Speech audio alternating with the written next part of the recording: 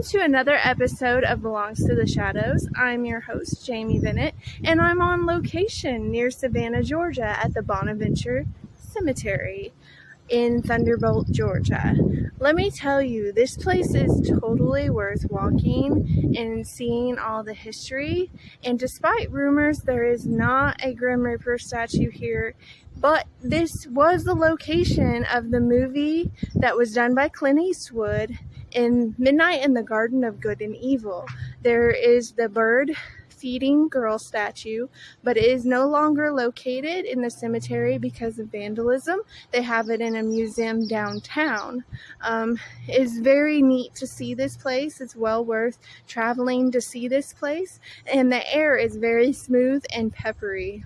I love it here. The sights and sounds here in Bonaventure Cemetery are absolutely breathtaking. And if you can't hear it, it's very windy, so it kind of adds to the, to the sights and sounds, especially since this is a supernatural show. So it makes it even more supernatural hearing the natural wind in the background. But I am going to go ahead and show you all a little bit of Bonaventure Cemetery.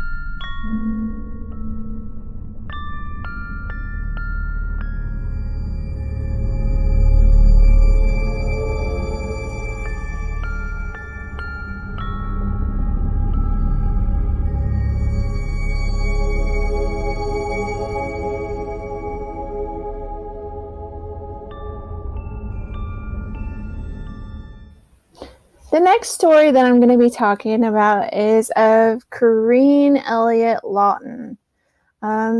She is located in Bonaventure Cemetery, as well as her dad is located in Bonaventure Cemetery.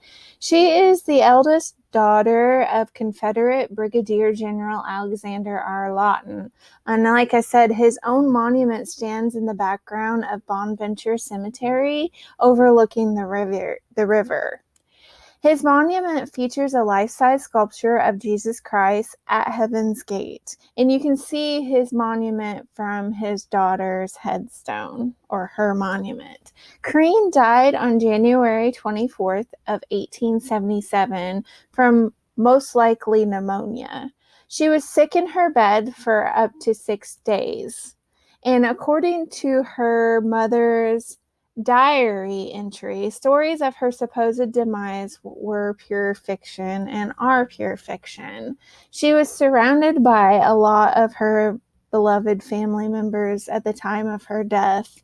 There are overly dramatic tour guides that sometimes spread disrespectful falsehoods of Karin's death. The sculptor of Karin was from a place called the Palmiro, Sicily, and he created the sculpture in his studio in 1879. He created this sculpture of Karin from photographs and recollections of the bereaved parents. He modeled the figure in which the parents acknowledged to be a very remarkable likeness. The artist represents her sitting at the foot of the cross with a crown of flowers at her feet. She looks up to the heavens with a sad, resigned expression. An article once said that was located in the Harper's Monthly of June 1881 that her epitaph reads, "Allured to brighter worlds and led the way."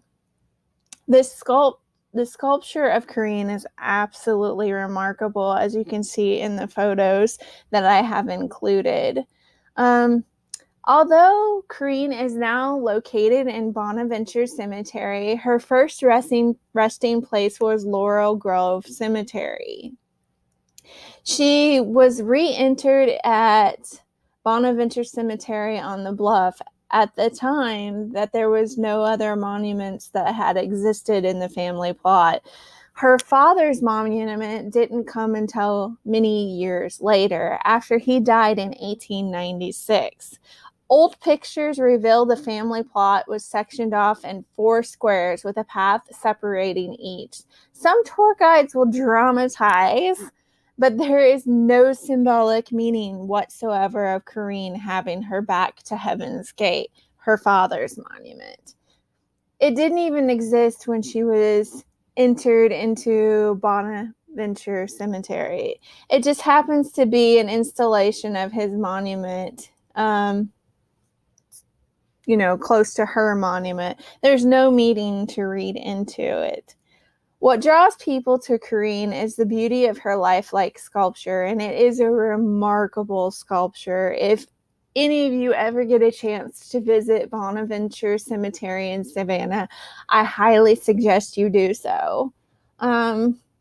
There's a powerful sadness that's depicted within her sculpture and a reflection of deep mourning from a very happy and close-knit family. The fallen crown of flowers from the outstretched hands, the upward-looking eyes, and the kneeling below the cross. This monument is frozen in time. Karin and her father, Alexander, were lovers of the arts. They traveled internationally to follow and partake in the arts. There is a lot of sculptures like this in the cemetery. It's like you step back in time.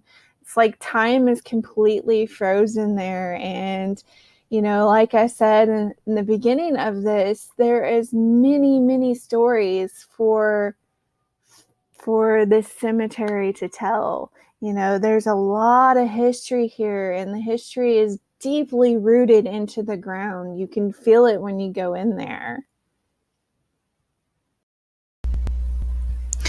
One of the ghost stories that comes out of Bonaventure Cemetery is the story of Gracie Watson. She was born in 1883 to W.J. and Frances Watson. The Watson family was originally from Boston, Massachusetts, and they made their way to Savannah after W.J. was hired to manage the Pulaski Hotel. It was a luxurious hotel which was located at the corner of Bull Street and Bryan Street. It was one of the best hotels in all of the South. He was managing the hotel, which was considered a prestigious position at the time. While working at the hotel, his daughter, Gracie Watson, became quite the center of attention. This little bright-eyed girl warmed the hearts and brought many smiles to many faces of the visitors to the Pulaski Hotel. It is said that she would put on little shows for the guests, dancing in the lobby and singing songs. Any of us with young children could certainly relate to this. In 1889, just 2 days before Easter, little Gracie Watson would pass on.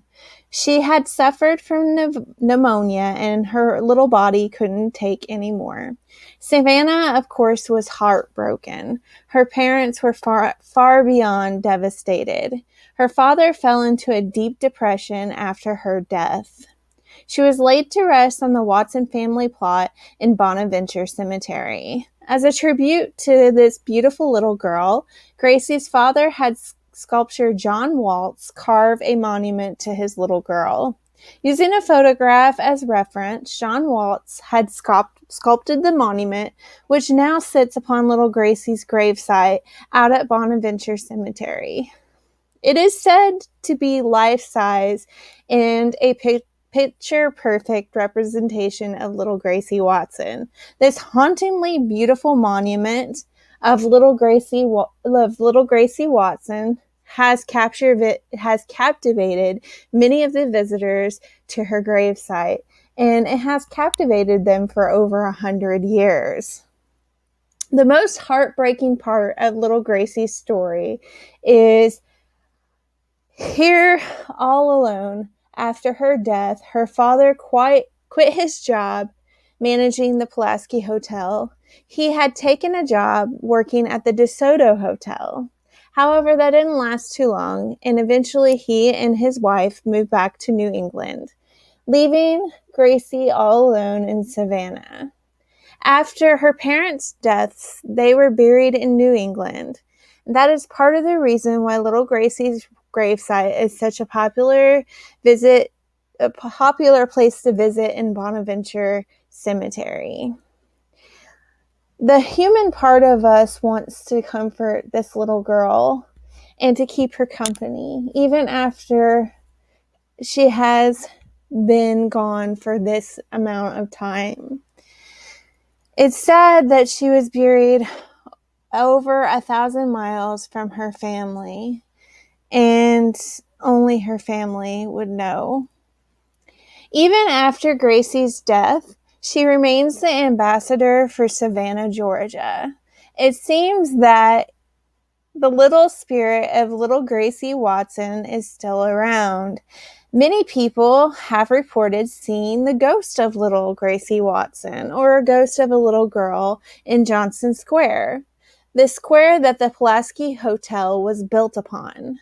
Some of the people who have seen this little girl ghost have said they believe the ghost to be a real girl. She's wearing a pretty white dress running around Johnson Square, just as you would imagine any child to do, until she disappears into thin air. I personally did not see the ghost of Gracie Watson, but that might be because I wasn't there when it was nighttime and quiet. It's said that if you were to remove any of the trinkets or toys that people, or even flowers that people leave for Gracie Watson, that she will cry tears of blood. Another person that is buried in Bonaventure Cemetery is the singer, songwriter, lyricist that was born in Savannah, Georgia, by the name of Johnny Mercer. If you don't know who Johnny Mercer is, I will tell you who Johnny Mercer is. He was born in Savannah, Georgia, and he had attended the prep school Woodbury Forest in Virginia. But in 1927, his family bankruptcy ended his college plans. He joined an amateur theater troupe, which placed first in an Amsterdam roof theater competition. That year in New York, he published his first lyric, Out of Breath, and Sacred Death of You, for a popular stage review, the Garrick Gaieties, in 1932. He had won the Pontiac Youth of America contest and had appeared on bandleader Paul Whitman's craft radio program. He went on to sing the lead, write new songs for the band, and then see their shows. Soon after, he had met Hoagy Carmichael, with whom he collaborated for Lazy Bones, which he recorded with the Whitman Orchestra on lead vocals. It became the first of many hits for the pair in 1933. He moved to Hollywood, and then he wrote I Am an Old Cowhand for a feature film by the name of Rhythm on the Range. That was in 1936, in which he had also appeared, but for which he received no screen credit. Man, I did not know that. That is interesting. It did, however, lead to a Warner Brothers contract in 1938 and 1939. He had sang with the Benny Goodman Orchestra. Ooh, I better get that right. I'm a jazz musician. I better get that name right. Benny Goodman Orchestra, there you go. And also scored with the songs Hooray for Hollywood for the movie Hollywood Hotel in 1937. Here's something that you probably will know him for. Jeepers creepers, where'd you get those peepers? Yes, he was responsible for the song Jeepers Creepers in Going Places of 1938. You must have been a beautiful baby in the hard-to-get film 1938, That Old Black Magic in Star Spangled Rhythm in 1942, and I cannot even pronounce this, Accentuate the Positive. I probably butchered that. And Here Come the Waves in 1944. Other songs followed in his career, including such standards as Blues in the Night, One for My Baby, Come Rain or Come Shine, Autumn Leaves, Tangerine, and On the Atchison, Topeka, and Santa Fe. See, I'm butchering these names, which had won him his first Academy Award in the 1940s. He had hosted his own radio show called Johnny Mercer's Music Shop. And in 1942, he co-founded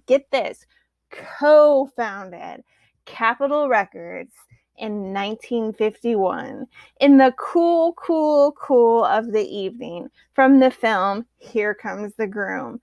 Won him his second Academy Award in 1954. He wrote the lyrics for Gene D. Paul's music in Seven Brides for Seven Brothers in 1961. He collaborated with Henry Mancini on Moon River, one of my personal favorites, for the film Breakfast at Tiffany's.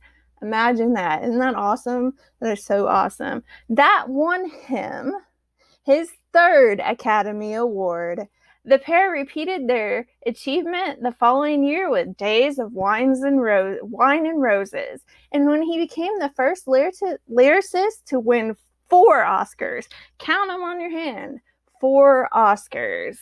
He also contributed to the film scores for Charade in 1963, The Pink Panther in 1963, The Great Race in 1965, Barefoot in the Park in 1967, and Darling Lily in 1970. He then traveled to London in order to work with Andre Previn on the score for The Good Companions, which at Her Majesty's Theatre in London in July of 1974.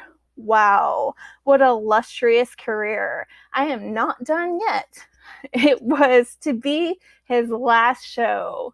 A series of severe headaches led to a diagnosis of a brain tumor, and he had died at age 66 due to complications following brain surgery. He is credited with writing or co-writing more than 1,500 songs over his career. And in 1996, the United States Postal Service issued an American commemorative series stamp in his honor. He has a star in the Hollywood Walk of Fame at 1628 Vine Street. In case you're ever there, look him up. He was the great-great-great-grandson of Revolutionary War Continental, there we go, I got it. Continental Army General Hugh Mercer, who was mortally wounded at the 1777 Battle of Princeton. That is amazing. Johnny Mercer has had an illustrious career, and I got the privilege and honor of paying his gravesite respect. It is beautifully located in Bonaventure Cemetery. And like I said before, if you guys get a chance to go to Savannah, Georgia, it's located in a town near Savannah, Georgia called Thunderbolt, Georgia, which is not too far from Savannah. And it's absolutely stunning. You need to visit the cemetery. I cannot say that enough. Bonaventure Cemetery is one of my favorite places that I have ever visited. I've told you a few of the ghost stories from Bonaventure Cemetery. Well, at least the ghost story of Gracie Watson. Bonaventure Cemetery has been considered one of the most haunted places in America. And Savannah is haunted. It is rich in history, and it is one of the most haunted places in the United States. And it's not just Savannah itself. Bonaventure Cemetery has taken the title as being one of the most haunted places in the United States. It is located along the Wilmington River, and it's called the Bonaventure Cemetery. It has gorgeous magnolia dogwood and live oaks and colorful azaleas and interesting tombstones. Like I have said throughout this whole thing, it is rich in history. Its history runs deep, and it's no wonder that the cemetery is haunted.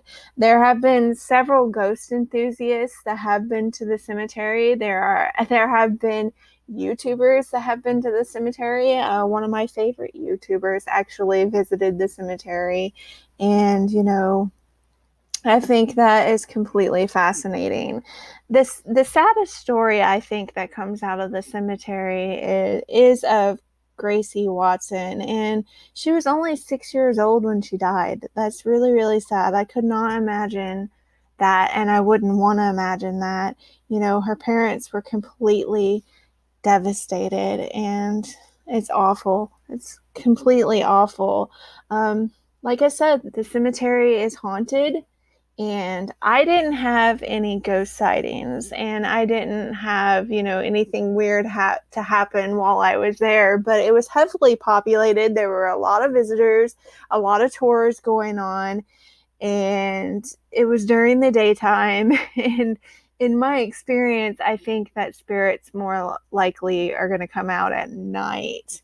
But there have been several guests that have had accounts of some of the sculptures. There are a lot of angel sculptures in the cemetery, and there are sculptures of like not full trees, but like tree stumps. And we were told that is because it is a life unfinished. So it's usually a child who has the tree stump statues or headstones or monuments. And if you look at Gracie's monument or statue or sculpture, whatever you want to call it, it's a beautiful work of art. There she has her hand rested upon a tree stump, so that's a life unfinished. Like I said, a lot of the guests have said that some of the statues or sculptures they've seen them grimacing at them or smiling at them while they stood in front of the sculptures. The cemetery is not without spooky or inexplicable sounds. People have heard babies crying near an infant's grave. There are quite a few, sad to say, infant graves in Bonaventure Cemetery. I didn't take too many photos of those because, it's really sad, and I wanted to be as respectful as I possibly could be while doing this episode. Doing any episode of my show, actually, I always show respect toward the deceased. But they said that they have heard babies crying near infants' graves. They've heard children giggling. And the most disturbing sound is a pack of dogs snarling and barking angrily. There was one person that said that's probably the hellhounds. And there is a dog statue or a statue of a wolf located in the cemetery somewhere. I've heard. I didn't actually see it, but we didn't go around the cemetery very much. There are so many stories that I could tell you about Bonaventure Cemetery, and that would make this episode probably 2 or 3 hours long. So let's keep it short, keep it interesting, and keep you wanting more, as I always say. One of the most famous sculptures in Bonaventure Cemetery, and it is absolutely breathtaking. I know I've said that a lot in this episode, but I truly 100% mean it. I am a lover of sculptures. I am a lover of Southern Gothic cemeteries, Gothic cemeteries. I mean, I wouldn't be doing this show if I did not love cemeteries. I just find them completely peaceful. I love the sculptures in cemetery, and it's just so relaxing and peaceful in cemeteries. You might consider me to be weird, but it's the truth. I've always loved cemeteries because I've always found a moment of peace there. I have found serenity in cemeteries. It's a very peaceful place to be. But like I said, one of the most popular sculptures in Bonaventure Cemetery, and I was honored to get to see it, was the Baldwin Angel sculpture. And it has a doppelganger. It has a lookalike. A doppelganger is a German word that translates to double goer. So yeah, it has a doppelganger. There are 2 gravestone sculpture doppelgangers that can be found in 2 different cemeteries in Savannah, Georgia. It is magnificent white marble. It's a magnificent white marble angel that marks the Baldwin family plot. The sculpture is one of the most beautiful, and it is one of the most visited monuments in the Bonaventure Cemetery. I thought that I had recognized it, and the reason why I thought I had recognized it is because it's very popular, and of course, this Bonaventure Cemetery has been made popular and famous by John Berendt's novel. I hope I didn't butcher his name. That would be awful. But the person who wrote Midnight in the Garden of Good and Evil. And I had mentioned that at the very, very beginning of this episode, when I was telling you guys about the Bird Girl statue. I was disappointed that I didn't get to see the Bird Girl statue, but I totally understand that they moved it to a museum downtown because it became popular and there was a lot of people vandalizing it, and that's really sad. But this sculpture that I'm talking about that is very popular as well, like I said, it's called the Baldwin Angel. And it is a young angel that holds a shell. And tradition says that it remains of St. James, one of the 12 apostles, who was sometimes referred to as James the Greater. We're taken to the Cathedral of Santiago de Compostela in Galicia. Man, I'm butchering these names, and I apologize for that, which is in the north of Spain. St. James became the patron saint of Spain during the reconquest of the country from the Moors, and the Cathedral Santiago de Compostela became a popular site for Christian pilgrims. Galicia, noted for delicious seafood, including scallops, drew thousands of Christian pilgrims who offered to carry scallop shells back with them as a souvenir of the trip. Before long, the seashell became a symbol of the Christian pilgrimage and baptism. So the angel wears a loose gown with a belt of ivy wrapped around her waist or their waist. Ivy is a symbol that is associated with immortality and fidelity. Right next to the Bonaventure Cemetery, separated by only a chain link fence, is the Forest Lawn Memorial Garden. And when you walk through that cemetery, you come to the gates of yet another cemetery, the Greenwich Cemetery. And that cemetery is near a replica of the Baldwin Angel, except for this one does not have wings. She also holds a large seashell, same loose-fitting gown, and ivy belt. Only this sculpture is quite discolored and does not have the half-circle white marble backdrop. The 2 sculptures could be siblings for sure, but if not even twins.